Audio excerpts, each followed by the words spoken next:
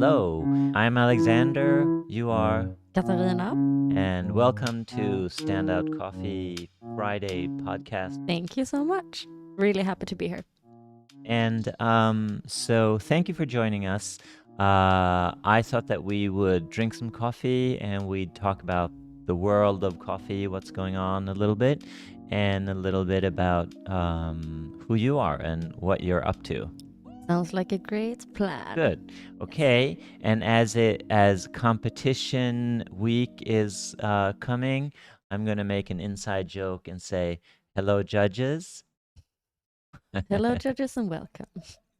So, Catarina, let's start by talking a little bit about who you are and your background in coffee, because you've been working in the world of coffee for, I don't know, 6-7 years, something like that, right? Yeah, about 5, I would say. Yeah. So I started working with coffee when I was living in Toronto, Canada. And I had a really coffee nerd as my manager, but we didn't really serve that great coffee, so I didn't learn that much. And then I moved back to Stockholm, and I just went into Drop Coffee and asked if they were hiring. And then I got hired.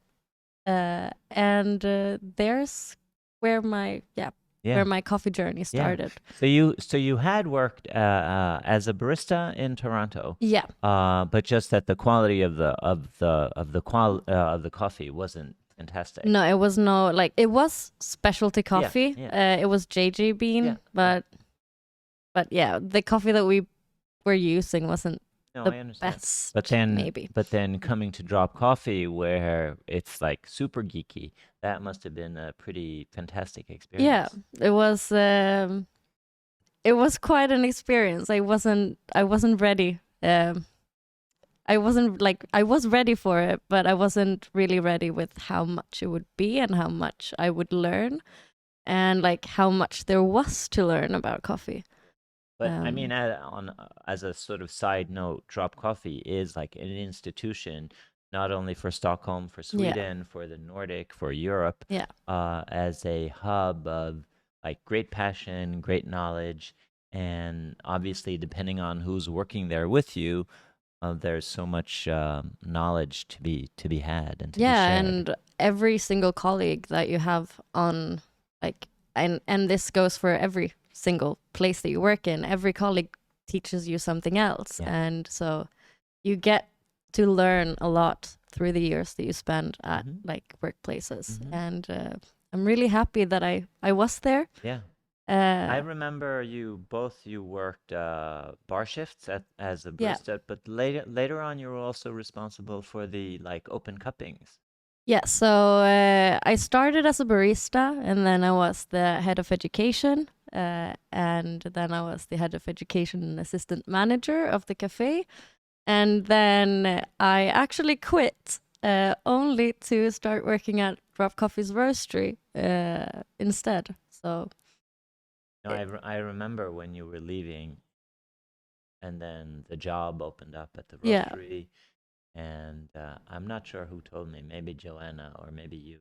Oh, but I tried to quit, but but I couldn't. No, I didn't want to. Yeah. No, but also, I mean, and I think me also, I start as making coffee, and then you get deeper and deeper into it, and then you want to explore green coffee, obviously roasting. There's so many aspects. That must have been super interesting for you to go from brewing coffee to roasting coffee.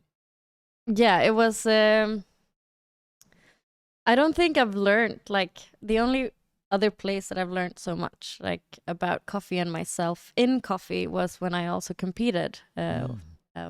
But other than that, just seeing how the coffee is roasted and the process of it and all the hard work that goes into it, and hearing more about producers and what's going on in the world, basically. It was So you touched upon competition, and so that'll be our red thread. We started there, and now we're gonna get into competition a bit.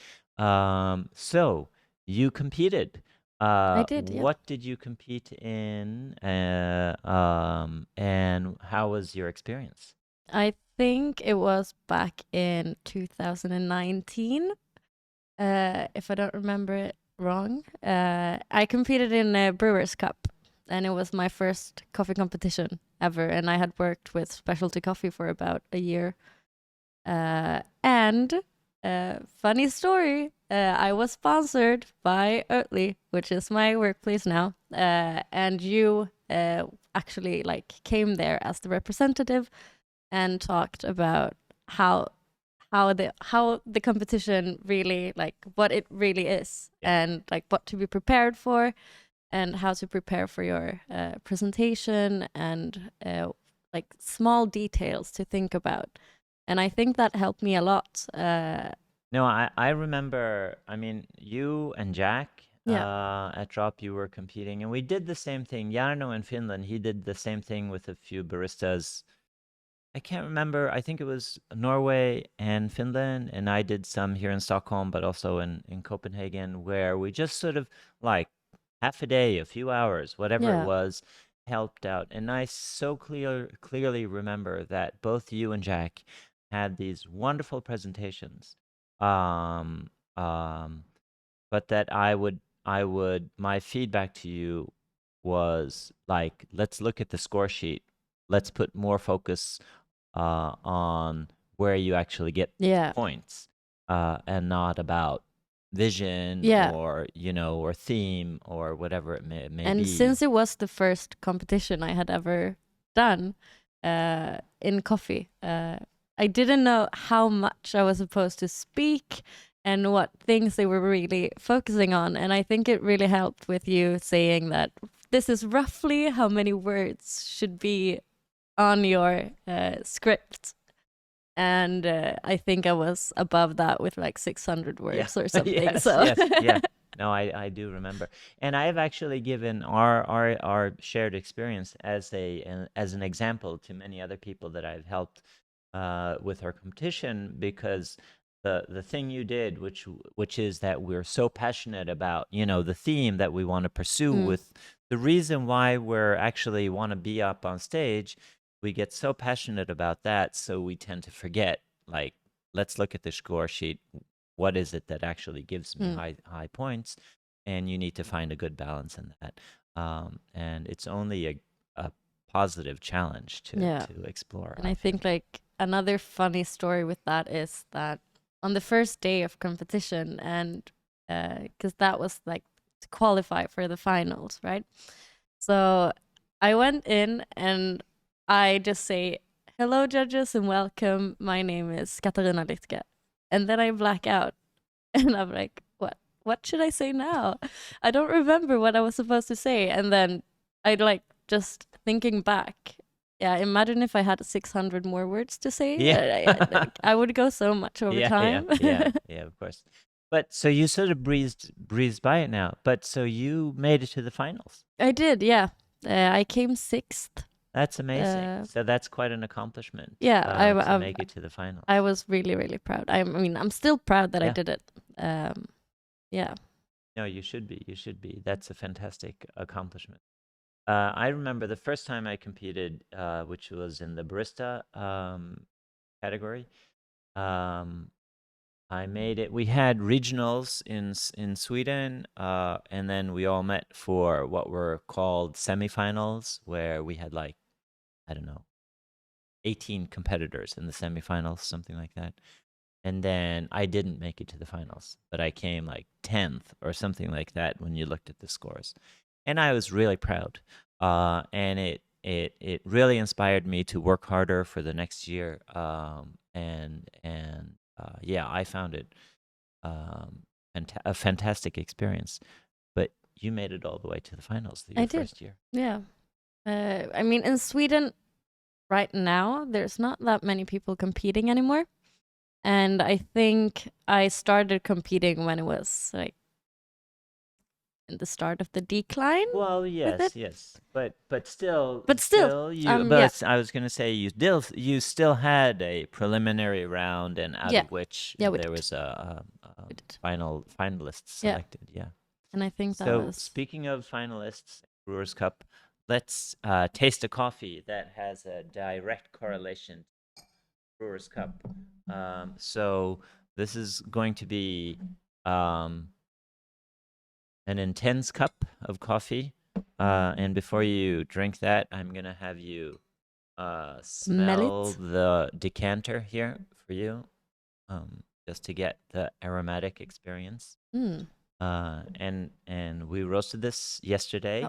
Oh. It's in preparation for something that's coming weeks. I mean, 10 days or something. So please have a taste. And oh my God, what?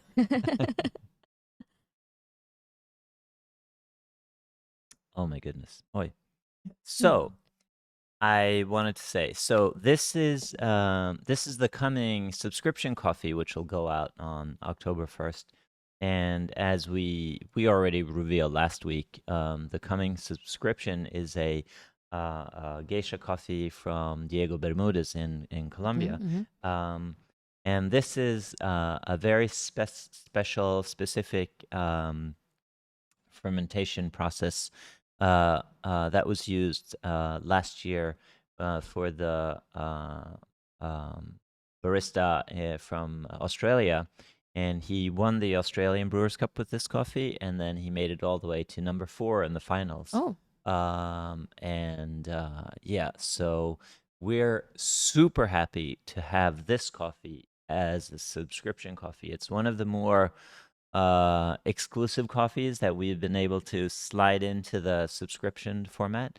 But we've been talking to the producer, Diego, in Colombia, and been trying to get one of his coffees into our subscription or just have it in our portfolio.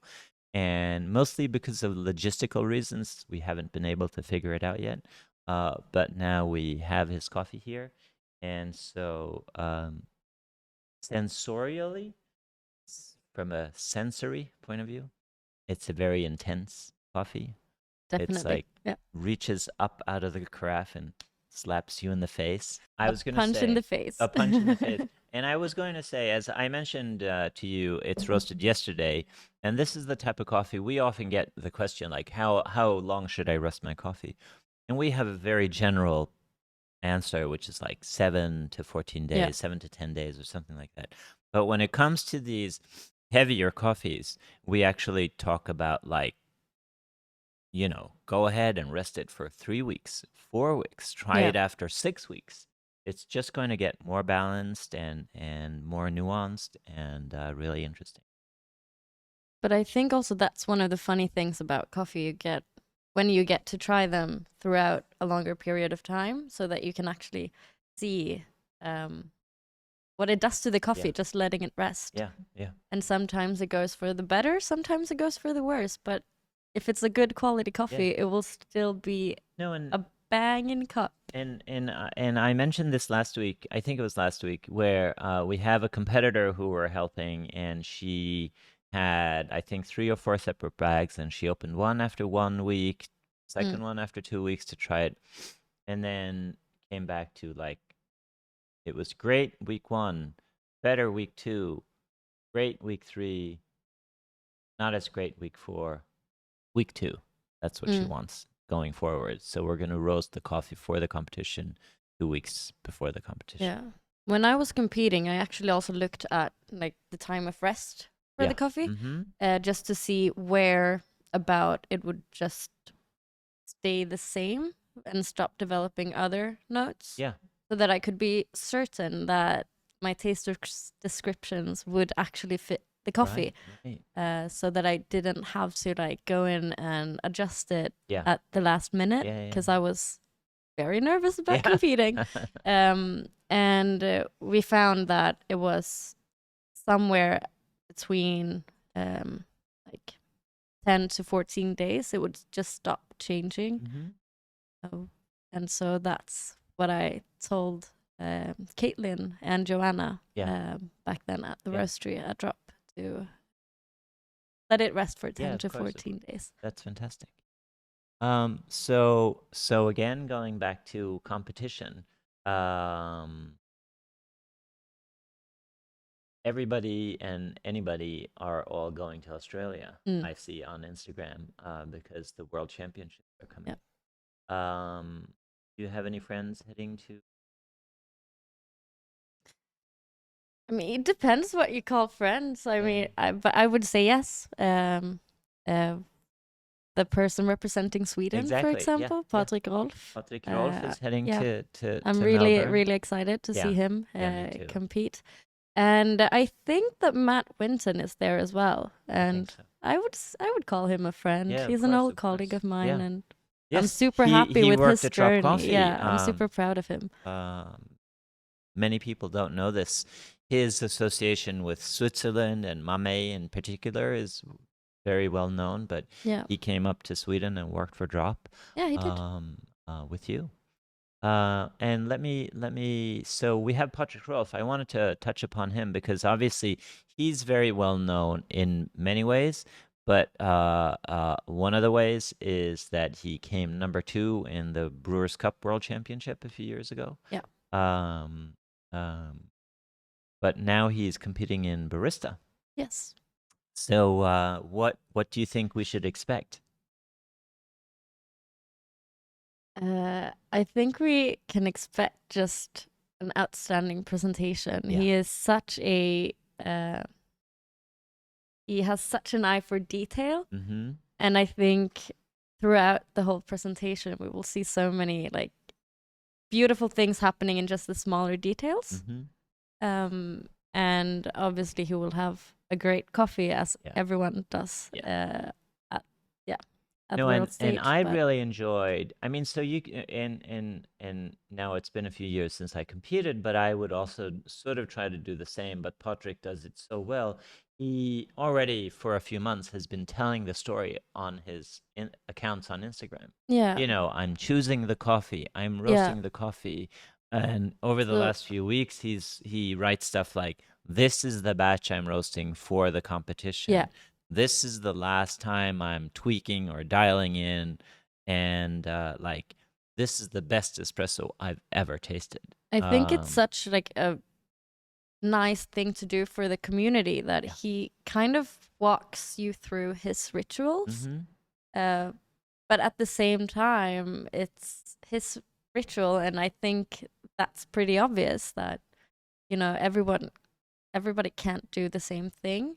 Maybe you can produce the same kind of coffee and like have it tasting the same way, but your ritual is always yours, and of course you can't tweak it to yourself. But I think it's such a nice thing to also invite people into his little space. No, absolutely. I couldn't agree more. No, and I mean, Patrick is such an intent person and dedicated and focused. At least, you know, from the outside, it looks like this is, you know, 100% of his life is this coffee focus. So it's going to be really, really exciting to see his presentation in a few days. Okay, so going back to you. So we spoke about you working at Drop Coffee, both at the coffee bar, education, cuppings, assistant manager, and then you landed at the roastery. But what do you do these days? What are you up to, Catarina? Where do you work? I work at Oatly.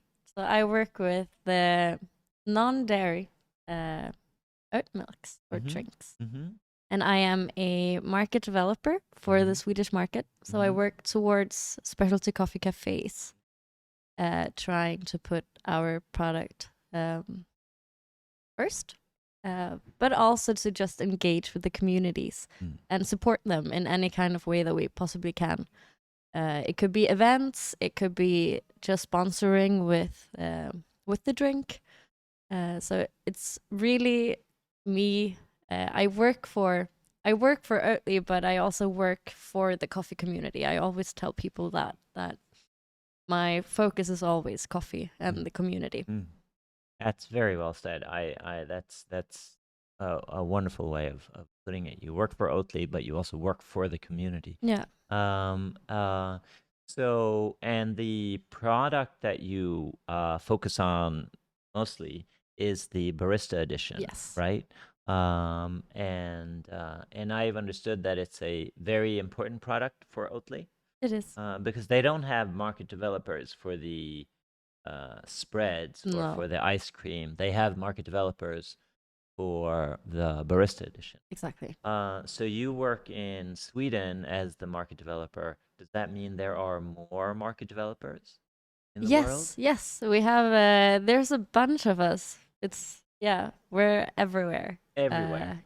And usually this is how we approach a new country that we want to expand to. We put the coffee first and the people in the community first, and try to introduce them to our alternative to dairy milk.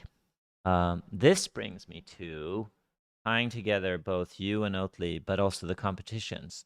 I saw that you reposted a new campaign happening. Could you tell us a little bit about that? Of course. So we have a new campaign going on because we think that it's quite outdated that we can't use any other milks but dairy milk in the competitions, especially when SCA also wants to be very vocal about them being drivers in sustainability, and then using an alternative that we know for a fact isn't that sustainable, and when you can find other alternatives. And so just to because you mentioned SCA and not everybody knows what that is. So, sorry. So what we're talking about is that in the traditional barista competition and latte art competition, you can only use cow's milk. Yes. So Oatly and you are lifting the conversation, like maybe we should be able to use alternative milks, plant-based milks instead of cow's milk in the competition format. So we're lifting that. We think it's a bunch of outdated rules, and then we have started spreading memes about them, basically, to get the people into having conversations about it. Because I saw both you and Toby, another market developer in the UK, both of you were sharing some of the Oatly memes. And they were pretty funny. I think there's about like more than 20 of us that have been sharing them already. Oh, that's fantastic. And it is such an interesting conversation. You mentioned the SCA. So you have the Specialty Coffee Association in the world of coffee, and the not only national competitions, but the World Barista Championships, World Latte Art Championship, and so on. So what we are looking for is maybe a change in the rules and regulations to open up the possibility to use plant-based milk. Yes. That is exactly what we're trying to do with this. And it's also what I think is important to keep in mind is that this is not that we want to make it that you can only use Oatly as an alternative. We are here for the whole plant-based communities with this, because we think that we should be putting sustainability first, especially if the head organization also says that it's an important thing. And I think a lot of people in the coffee industry they're seeing that we need to put the planet first, and we need to change in order for us to still enjoy coffee in 50 years. And so I think this is a great thing to do, especially now that we are going into the World Barista Championships. No, it's true. And I want to go back to that. You say it's not about excluding cow's milk, but it's about opening up choices, more choices. I mean, in the end, both the Brewers Cup, but in this case, the Barista Championship is a competition about like what tastes the best.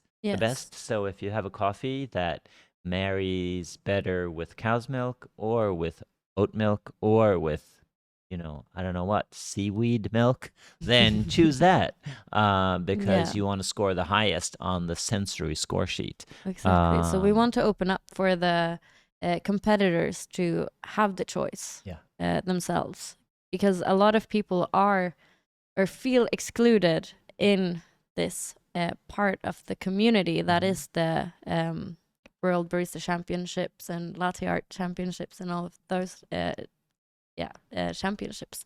Basically, a lot of people feel excluded from competing in them because they don't want to use dairy because they're not comfortable with it because of everything that it is. Yeah. No, and I wanted to. So in the U.S., you have shout out to Katie, who runs Principles in Brooklyn, a coffee shop.